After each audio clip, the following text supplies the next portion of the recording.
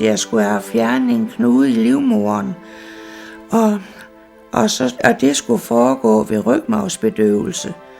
Og der stak de forkert, og så har jeg altså ikke kunne gå siden. Det var en svær overgang for mig fra at kunne gå helt normalt, og så lige pludselig være afhængig af en kørestol. Og vores hus derhjemme, det kunne ikke indrette, så jeg kunne komme hjem og være.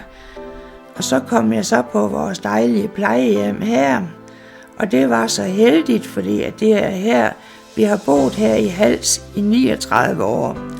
Så min mand, han kommer ned og besøger mig flere gange om dagen.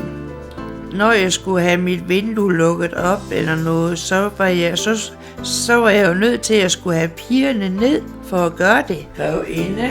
Og lige sådan, når jeg skal på havnen en tur, så var jeg nødt til at få personale til at komme og åbne og lukke døren for mig. Åbne døren. Og hvis jeg skulle have tændt noget lys inde i stuen, jamen så skulle de også komme ned for at tænde det lys. Og lige sådan nu på badeværelset og inde i soveværelset, de skulle jo faktisk komme og gøre det hele for mig.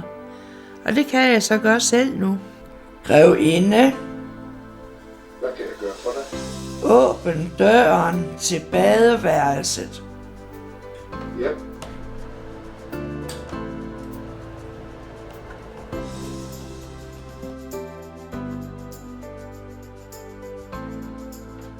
Og hvis der er noget tøj, jeg skal have inde i mit klædeskab, så beder jeg bare grevinden om at køre bøjlestangen ud, så jeg kan nå mit tøj. Grevinde, bøjlestangen ud.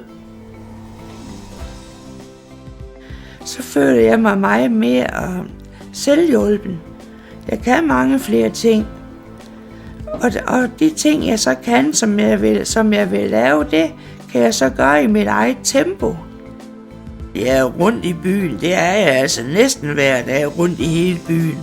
Og så kører jeg ud og handler også sådan i forbindelse med, at jeg kører på havnen.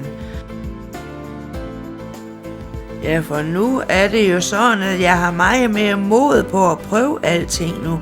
Og jeg har fået det bedre inde i mig selv også, med at jeg selv kan alt det, jeg kan. Ja, det er bare så super dejligt, at jeg ikke er afhængig af nogen. Højre gardin i stuen, rul op. Det giver mig en frihed uden lige, at jeg ikke skal spørge nogen, om de vil gøre det og det og det for mig. Det er en stor befrielse, synes jeg. Og min mand og mine børn, de siger også, jamen mor, du er blevet meget mere fri. Hvad så er dig, Natasha? Hvad skal du? Jeg skal i skole om lidt. Hvad skal du have i skolen? Matematik og dansk. Ja. Og er det det eneste, du skal have? Jeg skal kun have 3 timer. Ja. I og med, at jeg har fået det her installeret, min familie kan mærke, at deres mor er blevet meget mere glad. Og min mand, han siger det samme. Og mit barnebarn, hun siger, bedstemor, hvor er du blevet en glad pige.